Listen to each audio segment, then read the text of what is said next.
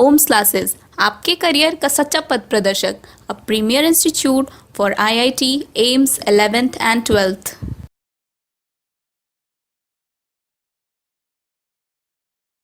हाँ जी, तो स्टार्ट किया जाए आज का क्लास। अभी तक हम लोग जो है वो इलेक्ट्रिक फील्ड पे प्रॉब्लम कर रहे थे और काफ़ी अच्छे खासे हम लोगों ने प्रॉब्लम भी किए। आई होप आप सब लोग इसको एंजॉय कर रहे होगे, है ना। काफ़ी अच्छे अच्छे प्रॉब्लम किए हैं, काफ़ी इंटरेस्टिंग टॉपिक भी है ना इलेक्ट्रिक फील्ड और आपका जो है कूलम्ब्स लॉ है। इसी डिस्कशन को हम लोग थोड़ा सा आगे बढ़ाएंगे, बढ़िया से मेहनत कीजिएगा, है ना। आज से जो हमारा जो क्लास स्टार्ट हो रहा है इसमें मैथमेटिक्स अच्छा खासा इन्वॉल्व है और मैथमेटिक्स में कौन सा पार्ट इन्वॉल्व है। थोड़ा सा आपका डिफरेंशिएशन और मैक्सिमम पार्ट जो है वो आपका इंटीग्रेशन। डिफरेंशियल और इंटीग्रल जो है वो मैथमेटिक्स यहाँ पे इम्पॉर्टेंट है और ख़ास करके यही वो वजह है जिसकी वजह से जितने भी हमारे मेडिकल एस्पिरेंट्स होते हैं उनको इस टॉपिक को समझने में दिक्कत होती है। मेरा ये एडवाइस होगा सबके लिए, चाहे वो मेडिकल वाले हों और इंजीनियरिंग वाले हों। इंजीनियरिंग वालों को तो बाय डिफ़ॉल्ट उनको पढ़ना ही पढ़ना है, लेकिन मेडिकल वालों के पास क्या होता है, एक लिबर्टी मिल जाती है कि भैया हमने जो है वो बायोलॉजी लिया हुआ है, मैं मैथ्स क्यों पढूं, है ना। मैथ्स को छोड़ के वो फिजिक्स पे एफर्ट तो लगाते हैं, बट जितना एफर्ट आप लोग जो है वो फिजिक्स पे लगाते हो उसके अकॉर्डिंगली और उसके प्रपोर्शनल में आपको आउटपुट नहीं मिलता है। उसका एक और मात्र एक रीज़न होता है आपका मैथमेटिक्स बैकग्राउंड नहीं होना, है ना। मेरा ये एडवाइस होगा कि आप फिजिक्स पे पहले मेहनत मत करो, फिजिक्स जो है उस पर पहले मेहनत मत करो।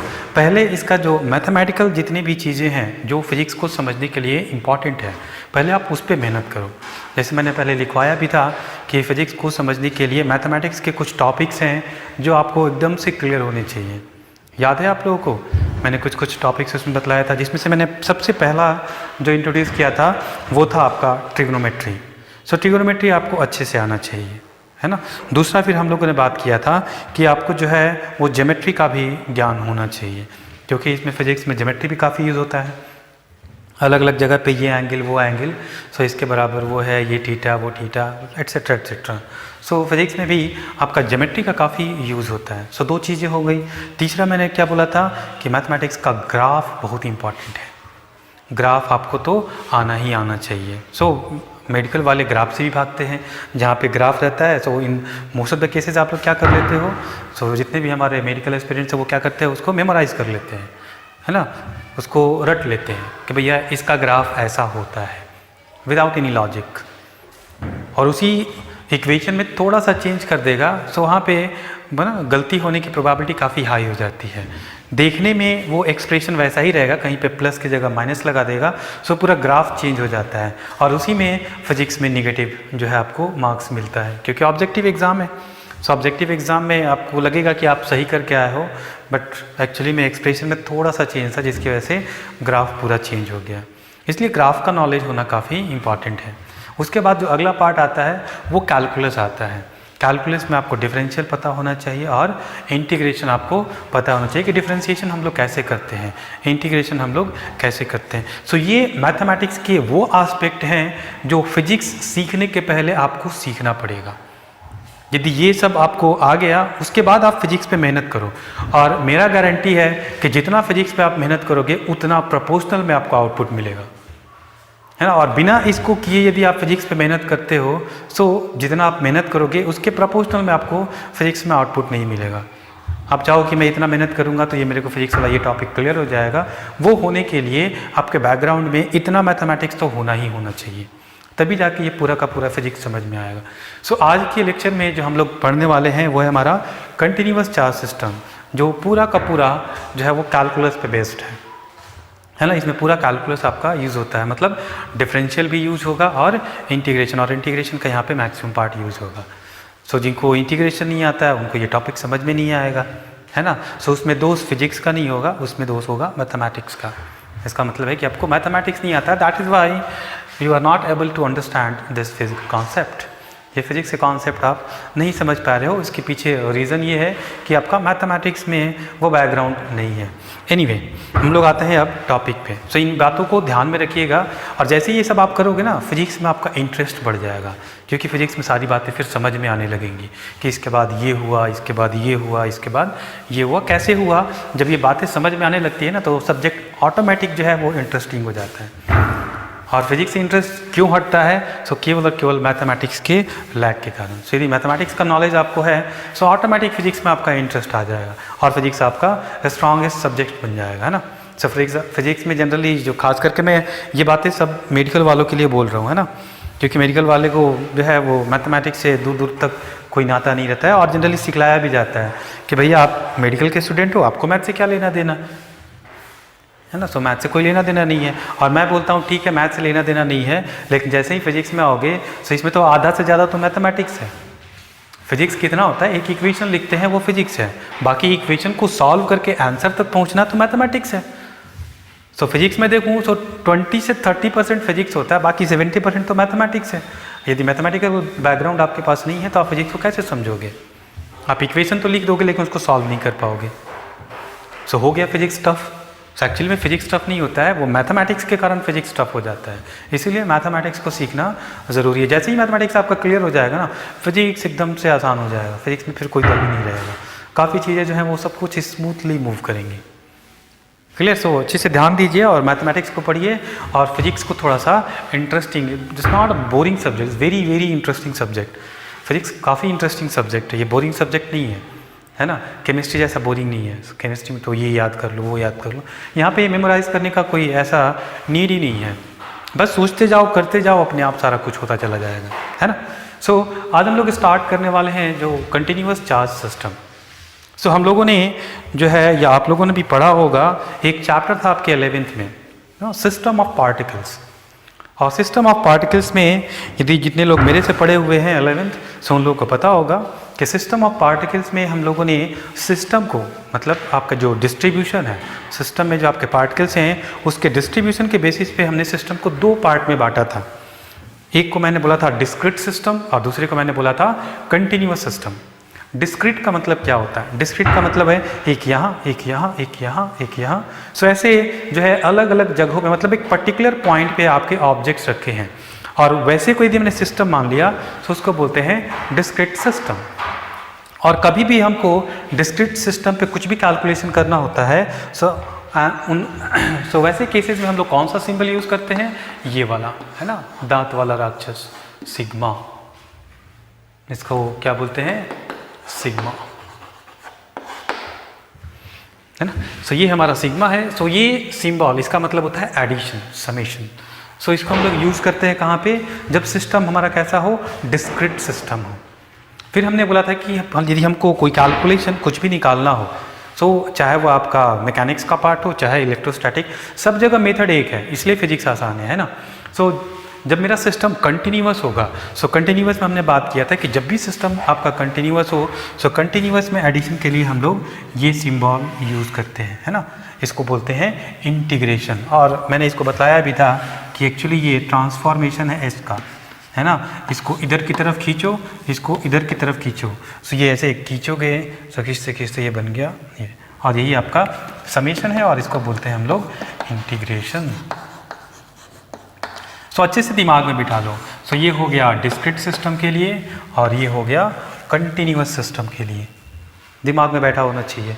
तो सबसे पहला आपका काम क्या होता है? सिस्टम को समझिए, सिस्टम हमारा डिस्क्रीट है या कंटिन्यूअस है। सो अभी तक जो हम लोग इलेक्ट्रिक में बात कर रहे थे उसमें क्या था कि हमारे चार्ज जो है, एक चार्ज यहाँ है, एक चार्ज यहाँ है, एक चार्ज यहाँ है, इसके कारण यहाँ पे आप इलेक्ट्रिक फील्ड निकाल लो। सो ये कैसा सिस्टम हुआ? हमारा डिस्क्रीट हुआ, क्योंकि एक चार्ज यहाँ रखा हुआ है, एक चार्ज यहाँ रखा हुआ है, एक चार्ज यहाँ। सो सबके कारण निकाल के हमने सबको ऐसे जोड़ दिया, सो हमारा आ गया नेट इलेक्ट्रिक फील्ड। सो अभी तक जितना भी हम लोग बात कर रहे थे वो डिस्क्रीट सिस्टम के बारे में हम लोग बात कर रहे थे। आज के क्लास में हम लोग क्या बात करेंगे? कंटिन्यूअस चार्ज सिस्टम के बारे में बात करने वाले। मतलब आज हमारा ये यूज़ होने वाला है, इंटीग्रेशन हमारा यूज़ होने वाला है, क्योंकि सिस्टम हमारा कैसा है? कंटिन्यूअस। और जब भी कंटिन्यूअस सिस्टम होता है तो उसमें कैलकुलेशन के लिए मैथमेटिक्स का ये वाला जो सिस्टम है इसको हम लोग यूज़ करते हैं। क्लियर। अब ये कंटिन्यूअस चार्ज सिस्टम की ज़रूरत क्यों पड़ी?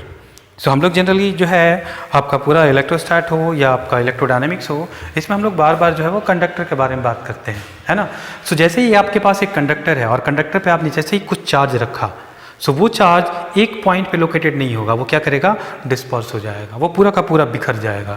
और उस सरफेस पे जितना ज़्यादा दूर, क्योंकि वो चार्ज क्या करेंगे, एक दूसरे को रिपेल करेंगे, सो जितना ज़्यादा दूर वो रहना चाहते हैं वो उतने, मतलब कहने का मतलब है कि पूरे सरफेस पे वो आपके डिस्ट्रीब्यूट हो जाएंगे। सो चार्ज आपका पॉइंट नहीं रहेगा, अब ये कंटिन्यूअस हो जाएगा throughout the surface, throughout the line. So इसलिए, और जनरली जो हम लोग प्रैक्टिकल लाइफ में देखें, सो ये एग्जिस्ट करता है, ये एग्जिस्ट नहीं करता है। जो अभी तक हम लोग करते आ रहे हैं वो केवल फाउंडेशन के लिए था। यदि हम लोग रियल लाइफ में जाएं, सो रियल लाइफ में वैसे चीज़ें होती नहीं है, बहुत रेयर केस में होता है ना, और उसका यूज़ भी नहीं होता है। जो हमारा प्रैक्टिकल लाइफ में जो यूज़ होते हैं वो यही कंटिन्यूअस चार्ज सिस्टम ही है ना। सो फिजिक्स में जो हमारा पार्ट है वो है कंटिन्यूअस चार्ज सिस्टम और continuous charge distribution. Continuous charge distribution. तो इसको कैसे निकाला जाए, इसके कारण कंटिन्यूअस चार्ज डिस्ट्रीब्यूशन के कारण जो हमारा है इलेक्ट्रिक फील्ड कहीं पे कैसे निकाला जाए, बिफोर दैट हमें कुछ और सीखना होगा, है ना। सो इसमें चार्ज को 3 भागों में बांटा गया है, मतलब पूरे सिस्टम को देखा जाए सो इसको 3 भागों में बांटा गया है। सो टाइप्स ऑफ, हम लोग डेंसिटी की बात करेंगे, so types of charge density, types of charge density. So इसका ज़रूरत क्यों पड़ा, सो चार्ज डेंसिटी का ज़रूरत क्यों पड़ा, और इसको हम लोग टाइप्स में कैसे बांट रहे हैं। सो हमारा सिस्टम क्या हो सकता है, सो सिस्टम हमारा 1 डायमेंशनल हो सकता है, सिस्टम हमारा 2 डायमेंशनल मतलब एरिया हो सकता है, और सिस्टम हमारा 3 डायमेंशनल हो सकता है। फॉर एग्जांपल, एक मेरे पास एक वायर है, वायर पे चार्ज है। दूसरा, हमारे पास एक प्लेट है, उस प्लेट पे चार्ज है। तीसरा, हमारे पास एक स्फीयर है ना, सॉलिड स्फीयर है और उस पे चार्ज है। तो 3 टाइप के हमारे पास हो गए, एक हो गया लीनियर, एक हो गया एरियल और तीसरा हो गया वॉल्यूम। सो इसलिए हम लोग चार्ज डिस्ट्रीब्यूशन को 3 भागों में बांट देते हैं। सो एक होगा आपका लीनियर बोलेंगे, एक को हम लोग बोलेंगे एरिया 2 डायमेंशनल, और तीसरे को हम लोग बोलेंगे वॉल्यूम, है ना। सो पहला हम लोग का होगा जो है लीनियर चार्ज डेंसिटी। तो पहला हम लोग बात करेंगे लीनियर चार्ज डेंसिटी, और सबको दिखाने के लिए एक पर्टिकुलर जो है ना एक सिंबल हम लोग यूज़ करते हैं। सो लीनियर चार्ज डेंसिटी को हम लोग दिखलाने के लिए जो सिंबल यूज़ करते हैं वो होता है लैम्डा, है ना। सो जैसे ये हुआ, सो ये हमारे पास क्या है, एक लाइन चार्ज है, इसको क्या बोलेंगे हम लोग, लाइन चार्ज। और इस पे जो चार्ज है आपका ये पूरी कंटिन्यूअस है, मतलब हर एक पॉइंट पे चार्ज है इसके। और मान लिया कि इसका लेंथ यदि हमारे पास L है ना, इसका लेंथ L है, और इस पे जो टोटल चार्ज हमने दिया है वो Q। सो डेंसिटी का मतलब क्या होता है आप लोग जानते हैं। यदि हम लोग आपके 11th वाले कॉन्सेप्ट में देखें तो आप लोगों ने पढ़ा होगा मास पर यूनिट वॉल्यूम, मतलब यूनिट वॉल्यूम में कितना मास है। सो मास के बारे में था, तो उसको हम लोग बोलते हैं मास डेंसिटी, भी उसको कभी कभी कहीं कहीं पे बुक पे लिखा जाता है। सो यहाँ पे हम लोग बात कर रहे हैं चार्ज डेंसिटी, और ये चार्ज डेंसिटी हमारा कैसा है, सो लीनियर है। इसका मतलब है कि इसको कैसे डिफाइन करेंगे, so the amount of charge lying in unit length. So इसको कैसे लिखेंगे, हम बोलेंगे लेमडा जो है इसको लिखेंगे। सो देखो यूनिट लेंथ में कैसे होगा, तो हम यहाँ पे हम लोग क्या करेंगे, थोड़ा सा बकरी बेच लेंगे, है ना। मैं उसको यूनिटरी मेथड को क्या बोलता हूँ, बकरी बेचना। 10 बकरी का दाम इतना है, इसलिए 1 बकरी का दाम कितना होगा, 5 बकरी का दाम कितना, आसानी से निकाल सकते हैं ना। सो चलो यहाँ पे वही मेथड लगाते हैं। सो चूँकि एल लेंथ पे, सिंस एल लेंथ पे जो है वो चार्ज मेरा है Q, हेंस यूनिट लेंथ पे जो मेरा चार्ज होगा वो हो जाएगा Q/L। सो यहाँ से देखा जाए, सो लीनियर चार्ज डेंसिटी कैसे दिखलाई आपको डिफाइन किया जाता है। So this is the charge lying on unit length of the wire, और unit length of the, so unit length पे कितना चार्ज है, Q/L। So lambda is equal to Q/L। बहुत ही आसानी से हम लोग लिख सकते हैं, lambda is equal to Q/N। और इसको यदि हम डिफरेंशियल फॉर्म में देखें, सो बोलेंगे कि मेरा एक छोटा सा एलिमेंट है DL, है ना, और इस पे चार्ज है हमारा DQ। सो क्या करेंगे, यही वाला बोलेंगे dl लेंथ पे चार्ज dq है, सो यूनिट लेंथ पे चार्ज dq बाई dl हो जाएगा। सो इसको डिफरेंशियल फॉर्म में हम लोग क्या लिख सकते हैं, dq बाई dl। सो हम लोग ज़्यादातर इसको यूज़ करेंगे, है ना आपको। सो dq बाई dl रहेगा। सो ये हो गया आपका लीनियर चार्ज डेंसिटी। क्लियर। अगला हम लोग बात करेंगे, सो दूसरे वेरिएशन पे आते हैं। तो ये पहला हो गया। दूसरा हम लोग क्या डिफाइन करेंगे, एरिया चार्ज डेंसिटी। दूसरा हमारा हो जाएगा एरिया चार्ज डेंसिटी। अब इसको दिखाने के लिए कौन सा सिंबल यूज करते हैं, इसको दिखाने के लिए हम लोग सिग्मा यूज करते हैं। अब इसका मतलब क्या हो गया कि मेरे पास कोई 2 डायमेंशनल ऑब्जेक्ट है ना, और इस पे है मतलब एक एरिया है और इस एरिया पे ऐसे ऐसे चार्ज है, और इस पे जो टोटल चार्ज है वो है हमारा Q और इसका एरिया है वो है A। सो फिर से इसको कैसे डिफाइन करेंगे, एरिया चार्ज डेंसिटी है। सो यूनिट चार्ज पे कितना, यूनिट एरिया पे कितना चार्ज है उसी को हम लोग बोलेंगे आपका area charge density. So sigma को कैसे डिफाइन करेंगे, सो देखो यहाँ पे फिर से बकरी बेचते हैं। हमको क्या है, ये पूरा एरिया A है। सो सिंस एरिया A पे चार्ज कितना है, Q। सो मैं बोलूँगा अच्छा ठीक है इतना है, सो यूनिट एरिया पे कितना चार्ज होगा, सो हम बोलेंगे Q by A। So define कैसे किया जाता है कि यूनिट एरिया पे जो चार्ज है वही हमारा एरिया चार्ज डेंसिटी है, और सिग्मा को हम लोग लिखेंगे Q बाई A। यदि डिफरेंशियल फॉर्म में लिखना होगा तो मैं बोलूँगा देखो यहाँ पे एक एरिया है छोटा सा जिसका वैल्यू है dA और इस पे चार्ज कितना है dQ। सो यदि हमको इन दोनों के टर्म में लिखना होगा तो मैं बोलूँगा कि देखो dA एरिया में कितना चार्ज है dQ। यहाँ पे देखो इसको dA एरिया में कितना चार्ज है dQ। सो यूनिट एरिया पे चार्ज कितना हो जाएगा dQ बाई dA। सो मैं इसको बोलूँगा कि देखो भैया कुछ नहीं है, ये लिखेंगे dQ बाई dA। सो कुछ इस तरीके से हम लोग एरिया चार्ज डेंसिटी हम लोग निकालते हैं। तीसरा कैसे निकालेंगे, जो तीसरा हमारा होगा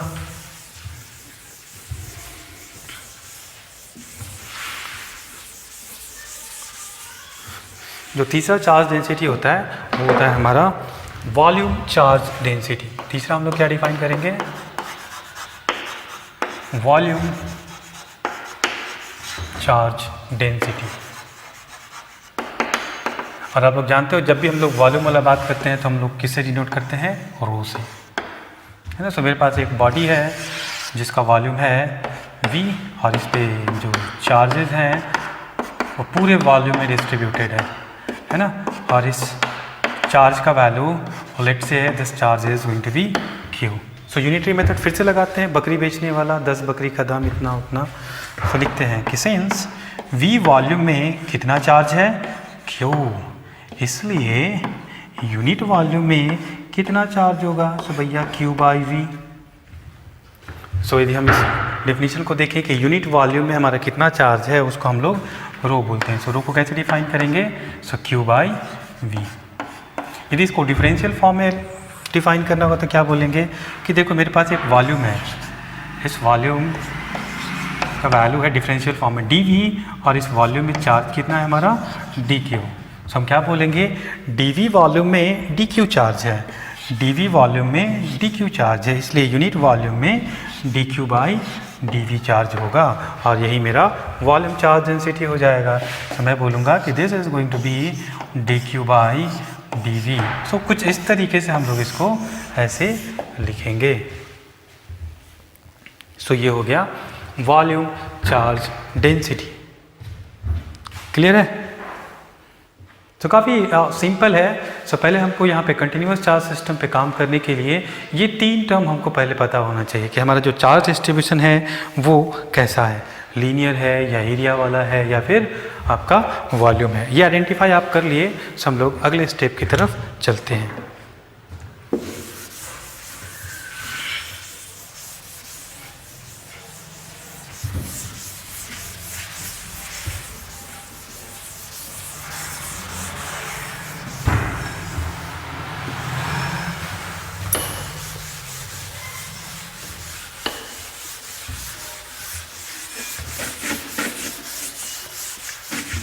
यहाँ तक सब क्लियर हो गया होगा, बहुत सिंपल है और हमको लगता है कि ये आपका दोबारा तिबारा हो रहा है ना।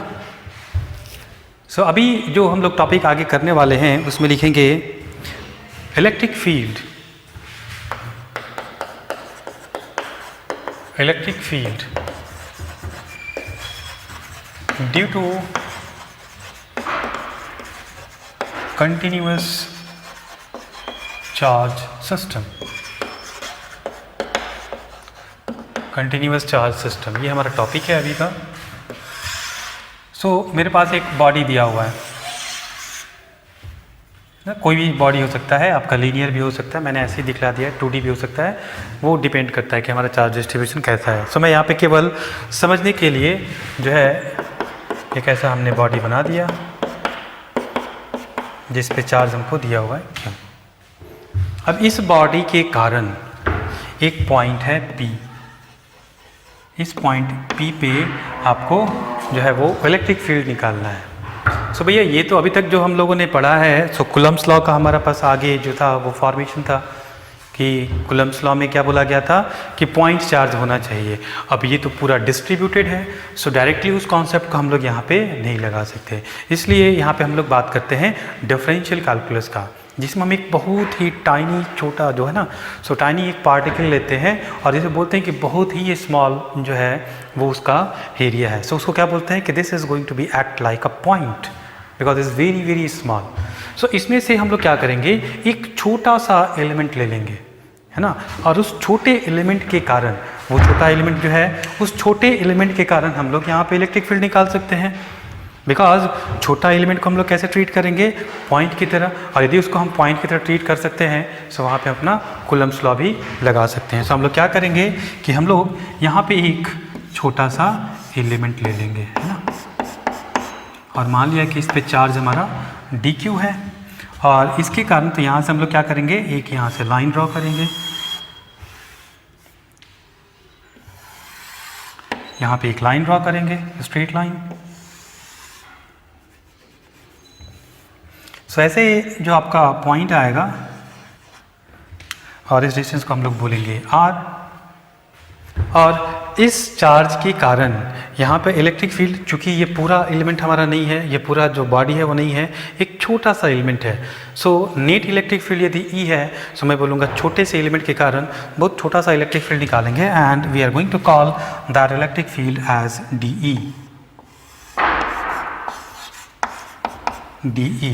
और DE का डायरेक्शन कैसे होगा, सो इस एलिमेंट का इस पॉइंट से मिलाने तो रेडियल डायरेक्शन में, और चूंकि हमने यहाँ पे पॉजिटिव चार्ज दिखलाया है इसलिए रेडियली आउटवर्ड। कॉन्सेप्ट हमेशा वही बना के रखेंगे जो हमारा पहले का था, कोई नया कॉन्सेप्ट नहीं है। सो ये एलिमेंट को हम पॉइंट की तरह ट्रीट करेंगे, और चूंकि ये पॉजिटिव चार्ज है सो इसका जो इलेक्ट्रिक फील्ड होगा वो रेडियली आउटवर्ड होगा। और डायरेक्शन कैसे होगा, सो यहाँ से जो हमारा लाइन ज्वाइनिंग होगा उसी लाइन के अलॉन्ग और रेडियली आउटवर्ड। इतना काम हमने कर लिया, ठीक है। अब इस DE का वैल्यू यदि मैं लिखूं तो मैं बोलूँगा देखो भैया इस DE का वैल्यू क्या हो जाएगा, तो हमारा फार्मूला क्या होता है इलेक्ट्रिक फील्ड का, D is equal to K into Q। So ये Q कितना है, dq बाई r स्क्वायर, है ना।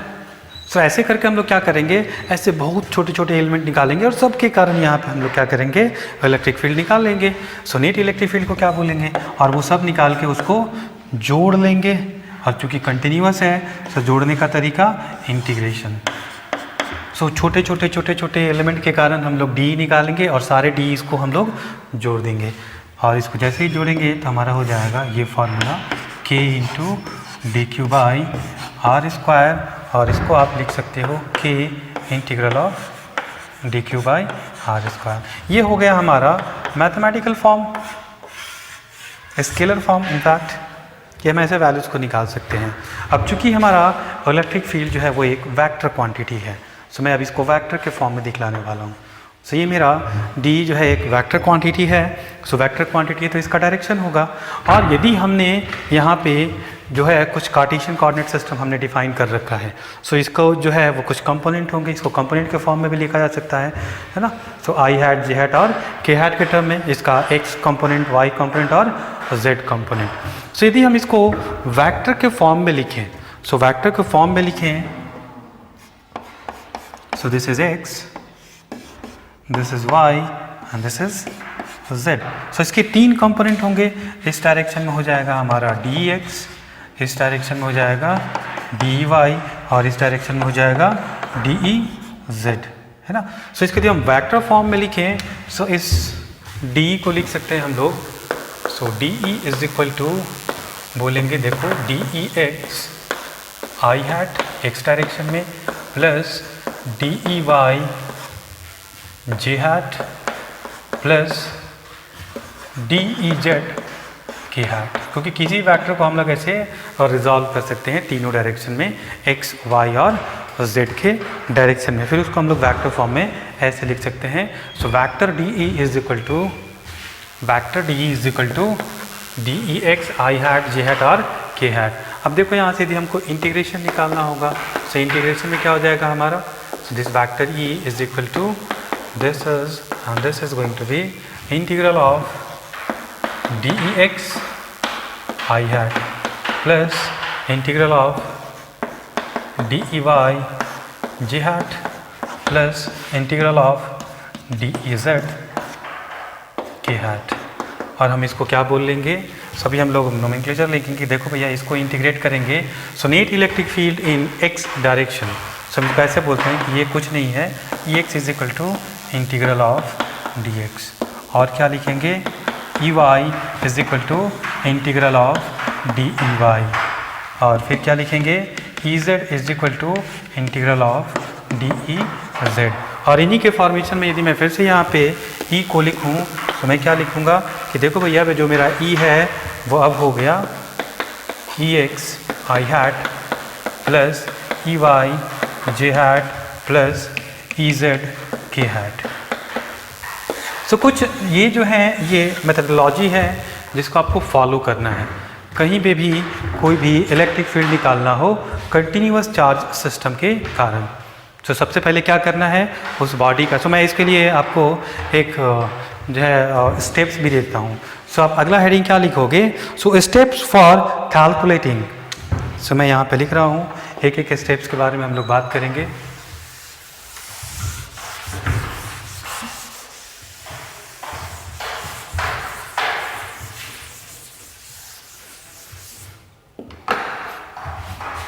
सो मैं यहाँ पे लिख रहा हूँ heading steps for calculating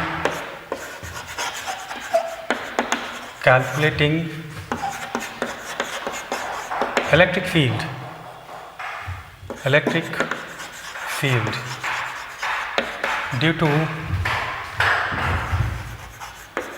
continuous charge system.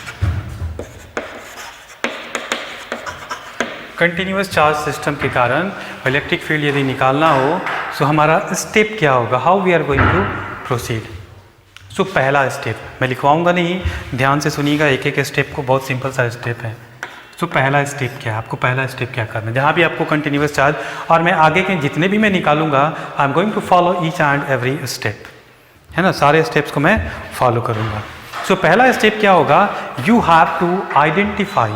सबसे पहले आपका क्या काम होगा कि ये जो मेरा जो सिस्टम है वो कैसा सिस्टम है, ये लीनियर सिस्टम है, एरियल सिस्टम है या वॉल्यूम सिस्टम है। मतलब चार्ज का डिस्ट्रीब्यूशन है वो एक लाइन पे है या एरिया में है या आपके वॉल्यूम में है। यदि मेरा लाइन पे रहा तो मैं बोलूँगा लेम्डा का यूज़ करेंगे, यदि वो मेरा एरिया में रहा तो हम लोग सिग्मा का यूज़ करेंगे, और यदि मेरा वो वॉल्यूम में रहा तो हम लोग किसका यूज़ करेंगे, और रो का यूज़ करेंगे, है ना। और लेम्डा, रो और सिग्मा हम आसानी से निकाल सकते हैं। सो कैसे, कौन से नियम से, वही बकरी बेचने वाला नियम से। यदि पूरे बॉडी पे हमको चार्ज दिया हुआ है और उसका यदि लीनियर की बात करें, सो लीनियर में मैं इसको लिख लेता हूँ। सो यदि लीनियर की बात करें सो लेम्डा क्या लिखेंगे, क्यू बाई एल, है ना। उसके बाद यदि सिग्मा की बात करें सो सिग्मा लिखेंगे देखो भैया क्यू बाई ए, और यदि हमारे पास वॉल्यूम वाला होगा तो लिखेंगे क्यू बाई वी। सो इस तरीके से आपको लेम्डा पता चल गया, सिग्मा पता चल गया और रो पता चल गया। सो सबसे पहला स्टेप कंटिन्यूस चार्ज सिस्टम में आपको पहले सिस्टम को देखना है कि सिस्टम हमारा लीनियर है, एरियल है या वॉल्यूमेट्रिक है, कैसा है, वॉल्यूम वाला है, एरिया वाला है या लीनियर है। जो होगा उसके बेसिस पे, यदि लीनियर हुआ तो लेमडा निकालेंगे, आपका एरिया हुआ तो सिग्मा निकालेंगे और वॉल्यूम हुआ तो रो निकालेंगे। सो पहला स्टेप हमारा यहाँ पे ख़त्म होता है ना। उसके बाद दूसरा स्टेप क्या करेंगे, ये सब निकल गया, लेमडा का वैल्यू निकल गया। अब दूसरा स्टेप क्या करेंगे हम इसमें, अब एक उस पर हम छोटा सा एलिमेंट लेंगे, ऐसे इस तरीके से एक छोटा सा एलिमेंट लेंगे, है ना, और इस एलिमेंट पे हम लोग चार्ज का वैल्यू निकालेंगे कि इस एलिमेंट पे हमारा चार्ज का वैल्यू क्या होगा। सो इसका हमने एरिया मान लिया, यदि डी एरियल है तो। सो अलग अलग आपके चार्ज के डिस्ट्रीब्यूशन होंगे। सो यदि आपको सिस्टम आपको पता है कि मेरा सिस्टम है वो लीनियर है, एरियल है या वॉल्यूम है, सो उसके अकॉर्डिंग आप उस पर चार्ज निकाल सकते हो। कैसे? सो डिफिनीशन से आते हैं कि यदि लीनियर हुआ, दूसरा हमारा प्रॉपर्टी, दूसरा जो है स्टेप है, सो सेकंड स्टेप में सो लेमडा को क्या लिख सकते हैं, डिफरेंशियल फॉर्म में हम लिख सकते हैं D Q by D L, और यदि हम एल का वेरिएशन एक्स कर दें so this D X. So this implies, ये आपको क्या बोलेगा कि देखो इस पे जो चार्ज है D Q is equal to lambda D X हम लिख सकते हैं, है ना। लेमडा आप पहले निकाल चुके हैं पहले स्टेप में, क्योंकि आपको चार्ज दिया हुआ है, लेंथ वगैरह जो भी दिया हुआ है। तो आपने लेमडा निकाल लिया, तो लेमडा आपको पता है। अब इस एलिमेंट पे जो चार्ज है वो जाएगा D Q is equal to lambda into D X in case of linear charge distribution. यदि एरिया चार्ज डिस्ट्रीब्यूशन होगा तो क्या लिखेंगे, this is defined as D Q by D A. So this implies D Q is equal to sigma into D A. So step को ध्यान में रखिएगा, कहीं कोई दिक्कत नहीं आने वाली है। जो मैं स्टेप बतला रहा हूँ ये सारे स्टेप हम लोग फॉलो करेंगे। यदि वॉल्यूम हो तो हम लोग रो डिफाइन करेंगे। रो को कैसे डिफाइन करते हैं, D Q by D V. So this implies D Q is equal to rho times D V, ऐसे लिख सकते हैं। सो हमको एक एलिमेंट लेना है, वो एलिमेंट आपका लीनियर में भी हो सकता है, एरियल में भी हो सकता है, वॉल्यूम में भी हो सकता है। लीनियर में रहा तो उस चार्ज का वैल्यू हो जाएगा लेमडा इंटू डी एक्स, और यदि आपका एरियल में रहा तो D Q is equal to sigma into D A, और यदि वो वॉल्यूम में रहा so D Q is equal to rho D V, है ना। सो ये हमारा दूसरा स्टेप हो गया। अगला स्टेप हम लोग क्या करेंगे, हाँ जी, अगला स्टेप क्या करेंगे, यहाँ तक हम इसको हम पे मतलब हमें जो है वो इस डी क्यू का वैल्यू पता चल गया। सो अगला हमारा स्टेप होगा, we are going to treat this element as a point charge, और पॉइंट चार्ज के कारण यहाँ पे हम लोग इलेक्ट्रिक फील्ड निकालेंगे। सो हमारा अगला स्टेप क्या होगा,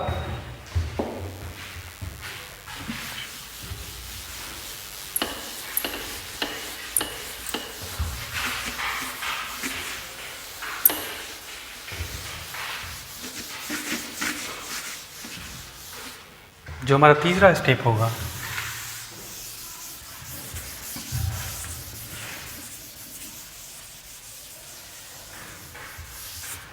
कि इस एलिमेंट के कारण यहाँ पे हम इलेक्ट्रिक फील्ड निकालेंगे। सो एलिमेंट के कारण हमारा इलेक्ट्रिक फील्ड भी काफ़ी छोटा होगा। सो हम बोलेंगे this D E is equal to K times D Q by R square, लिख सकते हैं ना आसानी से,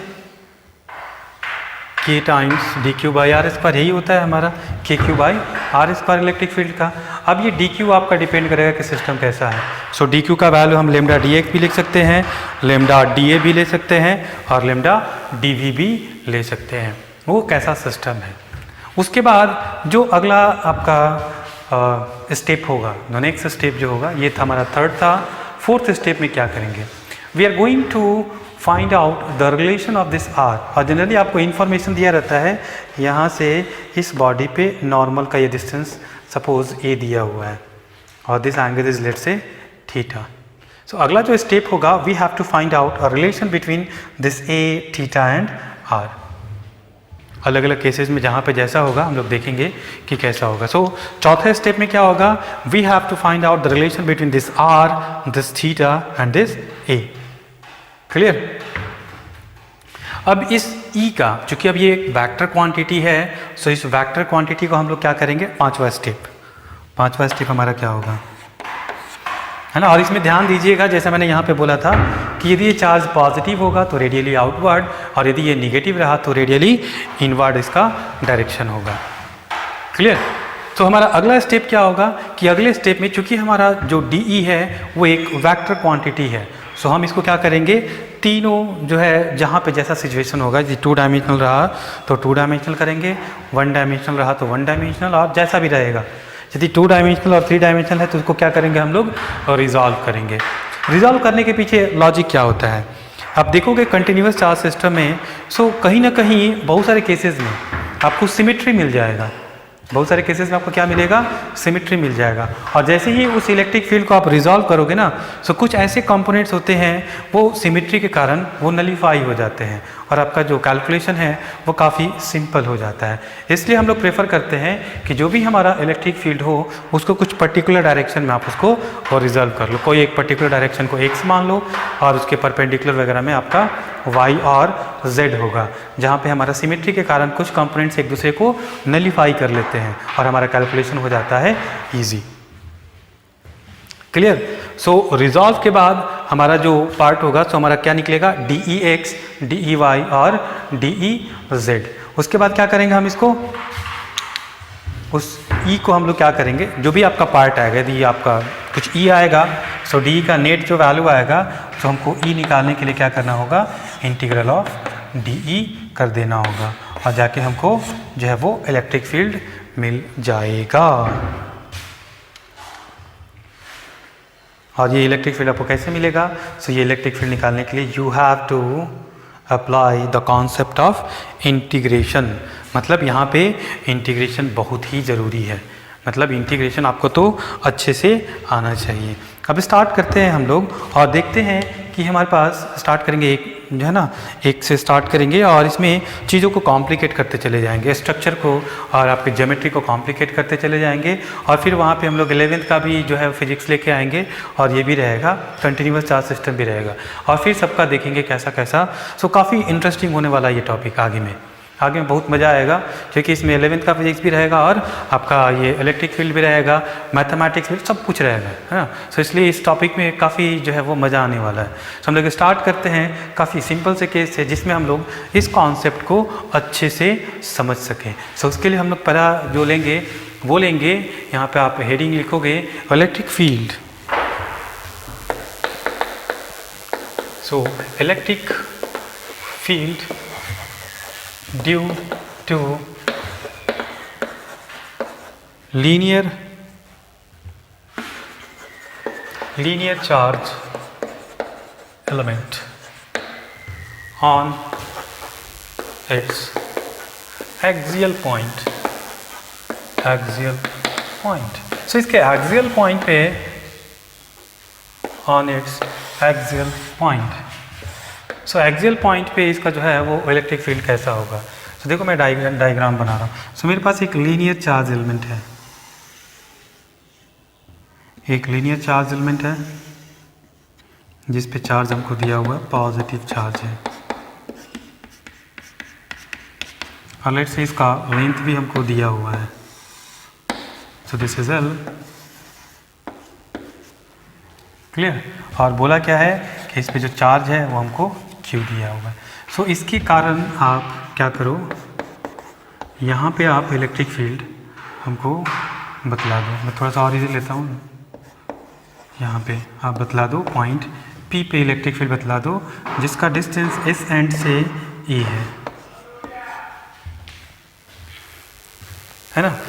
सो स्टार्ट करेंगे इसको बनाना और सिंपल वे में हम लोग चलेंगे, सारे स्टेप्स को हम लोग फॉलो करेंगे। जो भी मैंने स्टेप बतलाया है मैं उसी स्टेप के बेसिस पे चलूँगा और फिर मैं ये वैल्यू इलेक्ट्रिक फील्ड जो है वो निकालेंगे।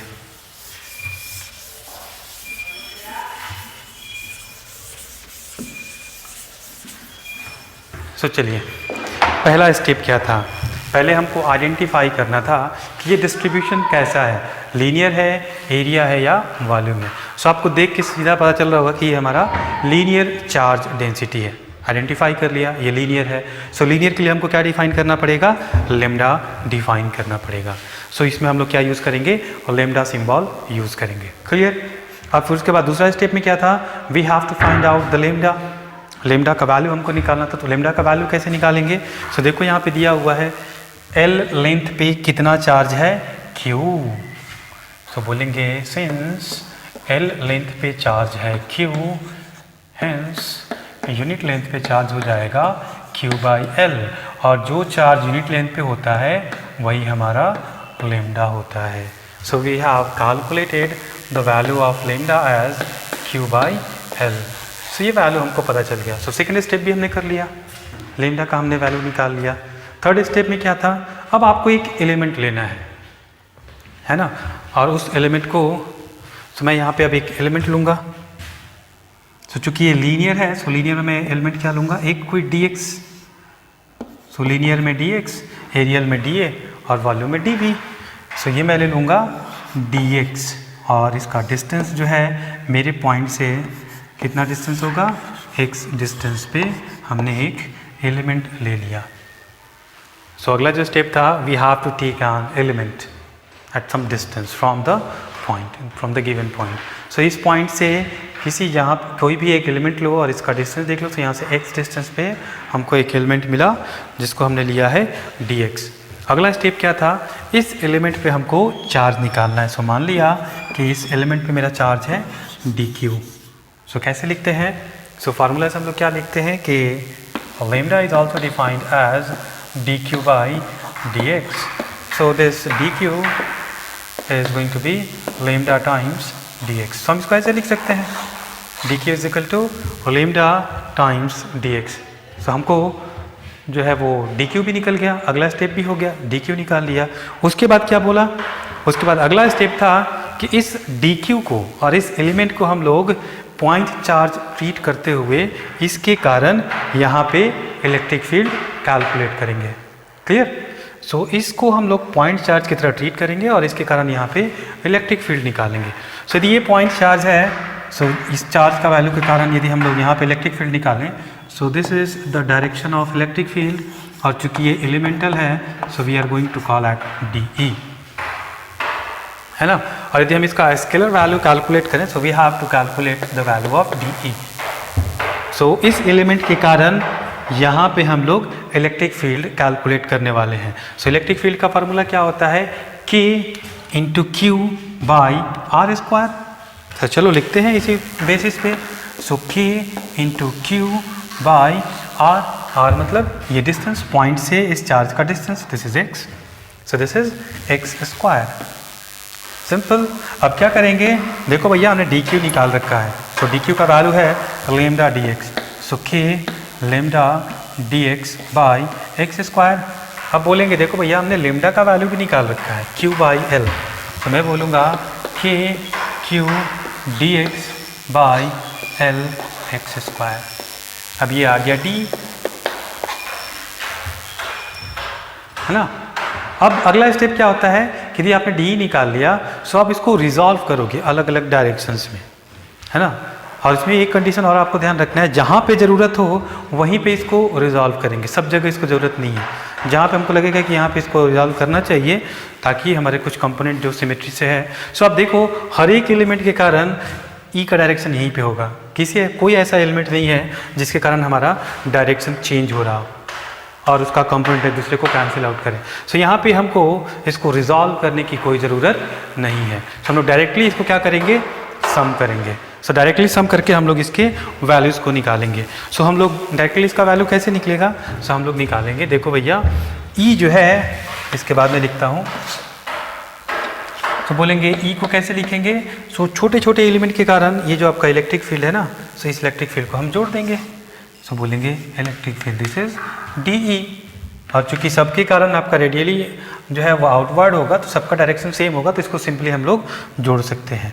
सो इंटीग्रेशन में हम लोग क्या लिखेंगे, सो DE का वैल्यू यहाँ पे सब्स्टिट्यूट कर देंगे. सो DE का वैल्यू हो जाएगा K Q dx/L x².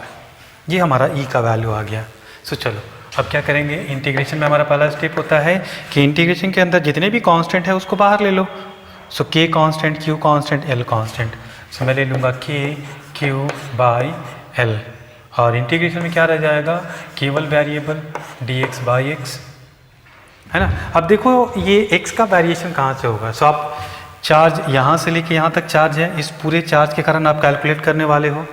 सो मैं स्टार्ट करता हूँ यहाँ से और पहुँचूँगा यहाँ पे. है ना। सो हमारा x का वैल्यू कहाँ से स्टार्ट करेगा, जहाँ से हमको चार्ज मिलना स्टार्ट होगा। सो x का वैल्यू a से हमको मिलना शुरू होगा। x का वैल्यू a से स्टार्ट करेंगे और कहाँ तक जाएंगे, यहाँ से बढ़ते बढ़ते बढ़ते बढ़ते यहाँ तक जाएंगे। सो ये डिस्टेंस क्या हो जाएगा, ये पूरा l है और ये a है। सो ये पूरा डिस्टेंस कहाँ तक हम लोग x का देखेंगे, so x is equal to a plus l तक हम लोग जाएंगे। सो ये हो गया लिमिट। अब क्या करना है, अब तो कुछ बचा ही नहीं, this is x square obviously. So D x by x square का इंटीग्रेशन क्या होगा। मैं इस सवाल को काफ़ी सिंपल वे में कर देता हूँ ताकि आपको सारा कॉन्सेप्ट क्लियर हो। सो एक लाइन में और लिख लेता हूँ। सो इसके बाद एक लाइन क्या होगा, so K Q by L integral of X to the power minus two D X A plus L. So जिनका आज ये पहला क्लास होगा इंटीग्रेशन वाला, सो घर पे जाके थोड़ा सा जो इंटीग्रेशन का है एटलीस्ट फार्मूला ज़रूर देख लीजिएगा और फार्मूला को रिवाइज कर लीजिएगा। So K Q by L, हमने इंटीग्रेशन में एक फार्मूला पढ़ा हुआ है, X to the power N D X is equal to X to the power N plus one divided by N plus one. So X to the power N D X, so ये वाला formula हम लोग use करेंगे और यहाँ पे लिखेंगे X to the power N के जगह पे क्या है मेरा minus two. So minus two plus one minus two plus one A plus L. Clear. So minus two plus one is minus, so मैं माइनस बाहर ले लेता हूँ या ऐसे लिख लेता हूँ के क्यू बाई एल और minus two plus one is minus, so this is going to be minus one by X और A to A plus L. अब इस वैल्यू को यदि मैं कैलकुलेट करूँ, सो मैं लिखूँगा ई इज इक्वल टू के क्यू बाई एल और लिमिट में जब भी इंटीग्रेशन का लिमिट रखते हैं तो पहले ये रखते हैं बाद में ये रखते हैं और बीच में हम लोग नेगेटिव साइन। सो पहले x का वैल्यू ये रखेंगे, सो हो जाएगा हमारा minus one by A plus L और फिर अगला माइनस लगाएंगे तो ये माइनस माइनस प्लस और ये वाला हो जाएगा वन बाई ए। सो चलो अब इसको सॉल्व कर लो। सो के क्यू बाई एल, यहाँ पे एलसीएम लेंगे, सो यहाँ पे हो जाएगा हमारा minus A plus L divided by A into A plus L, A cancel और यहाँ से एल कैंसिल। सो बोलेंगे K Q by A into A plus L is the electric field. So यदि आपसे पूछा गया है कि इस लीनियर चार्ज के कारण पॉइंट P पे मेरा इलेक्ट्रिक फील्ड क्या होगा, so this electric field is given by K into Q by A into A plus L.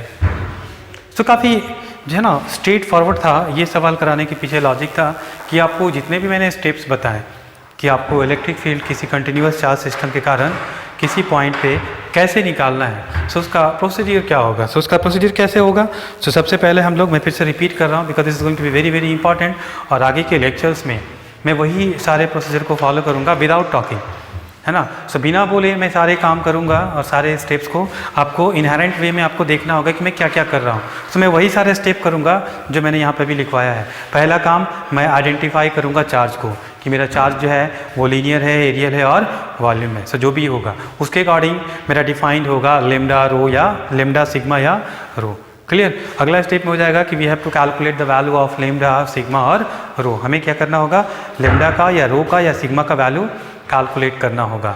उसके बाद फिर क्या करेंगे, फिर हम लोग करेंगे जो भी हमको चार्ज डिस्ट्रीब्यूशन दिया हुआ है उसमें एक एलिमेंट लेंगे और उस एलिमेंट पे हम लोग चार्ज जो होगा DQ चार्ज जो होगा उस DQ चार्ज को हम लोग लेमडा सिग्मा या रो के टर्म में उसको पहले लिखेंगे, मतलब उस एलिमेंट पे हम लोग चार्ज निकालेंगे।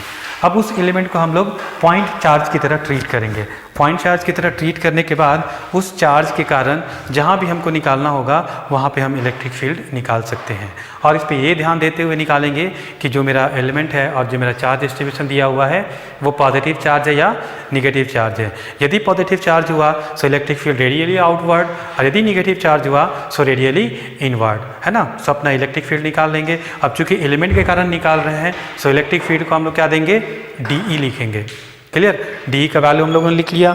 उसके बाद जो अगला स्टेप होता है कि वहाँ पे देखेंगे कि हमारा जो चार्ज डेंसिटी और चार्ज का जो डिस्ट्रीब्यूशन दिया हुआ है या जो सिस्टम दिया हुआ है और उसमें जो हमने एलिमेंट लिया है उस एलिमेंट के कारण जो हमने इलेक्ट्रिक फील्ड निकाला उसका क्या डायरेक्शन है ना, क्या बाकी जो एलिमेंट्स इसमें होंगे उनके जो इलेक्ट्रिक फील्ड होगा उनके कारण क्या कुछ एंगल पे होगा। यदि सारे कुछ एंगल पे होते हैं तो उसको क्या करेंगे हम लोग एक्स वाई और जेड, जैसा आपका सिस्टम होगा यदि 2 डायमेंशनल है तो एक्स वाई में उसको रिजॉल्व कर लेंगे, उसको रिजॉल्व कर देंगे। और देखोगे आप मैक्सिमम केसेस में सिमेट्री के कारण एक कंपोनेंट या 2 कंपोनेंट आपके जो है, यदि 3 कंपोनेंट होगा तो मतलब एक्स वाई में रहेगा तो कोई एक कंपोनेंट एक दूसरे को नलीफाई कर लेते हैं। यदि नहीं नलीफाई करेंगे तो हम लोग क्या करेंगे, एक्स डायरेक्शन के अकॉर्डिंग हम नेट इलेक्ट्रिक फील्ड निकालेंगे, वाई डायरेक्शन के कारण के अलॉन्ग हम लोग नेट इलेक्ट्रिक फील्ड निकालेंगे, और वैसे ही हम लोग जेड एक्सिस के अलॉन्ग भी नेट इलेक्ट्रिक फील्ड निकालेंगे। और फिर हम लोग नेट इलेक्ट्रिक फील्ड को हम लोग लिख सकते हैं ई एक्स आई हैट प्लस ई वाई जे हैट प्लस ई जेड के हैट, और फिर वहाँ से इलेक्ट्रिक फील्ड का मैग्नीट्यूड निकाल सकते हैं, is equal to square root of E X square plus E Y square plus E Z square. Clear. So ये सारे जो हैं ये हमारा इस कंटिन्यूस चार्ज सिस्टम के कारण जो है वो मेथड है कि इसके कारण हम किसी पॉइंट पे इलेक्ट्रिक फील्ड कैसे निकालते हैं। और इसमें जो सबसे इम्पॉर्टेंट जो रोल है, कौन से एक्टर का सबसे इम्पॉर्टेंट रोल है जहाँ पे लोगों को दिक्कत होता है, वो ये नाग देवता है। इंटीग्रेशन है ना, फन ऐसे खोले हुए है ना, डस लेंगे। सो अच्छे से इनको पढ़ लो, पूजा वूजा कर लो, थोड़ा पानी वानी है ना, वो क्या बोलते हैं, नाग देवता को थोड़ा दूध वूध पिला लो, तो आपको जो ये है पूरा का पूरा सेक्शन जो है वो आपका इजी हो जाएगा, है ना। सो ये काफ़ी स्टैंडर्ड वे है, बहुत ही सिंपल होता है, इसमें कोई दिमाग उमाग नहीं लगाना है। एक स्टैंडर्ड आपका जो है ना वो स्टेप्स हैं और आपको उस स्टेप को फॉलो करते जाना है। कोई सवाल बन जाएगा, कैसा भी सवाल दिया रहेगा, है ना। और ख़ास करके ये वाला जो पोर्शन है ना, ये IIT एडवांस का बड़ा फेवरेट टॉपिक है, जहाँ पे कंटिन्यूस होता है और जहाँ पे इंटीग्रेशन वगैरह आ जाए, डिफरेंशियल आ जाए। सो इसके पीछे लॉजिक क्या है वो देखना ये चाहता है, IIT एडवांस वाले का क्या होता है वो देखना ये चाहता है कि क्या फिजिक्स में आप कैलकुलस के साथ कंफर्टेबल हो, क्या आप फिजिक्स में कैलकुलस को काफ़ी आसानी से यूज़ कर सकते हो। क्योंकि जनरल लाइफ में यदि आप कोई भी सिचुएशन मिलेगा तो उसमें ऐसे वेरिएशंस को आप कैसे लिखोगे।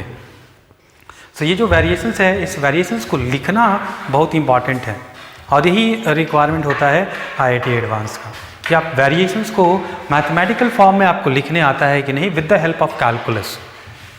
और इसीलिए ये जो टॉपिक है वो IIT एडवांस का फेवरेट टॉपिक बन जाता है। सो नेक्स्ट क्लास में हम लोग इसी क्लास को आगे बढ़ाएंगे और अलग अलग टाइप के हम लोग चार्ज डिस्ट्रीब्यूशन देखेंगे और अलग अलग टाइप के हम लोग पॉइंट भी देखेंगे और उनके कारण हम लोग इलेक्ट्रिक फील्ड फिर से कैलकुलेट करेंगे। सो आज की क्लास के लिए इतना ही।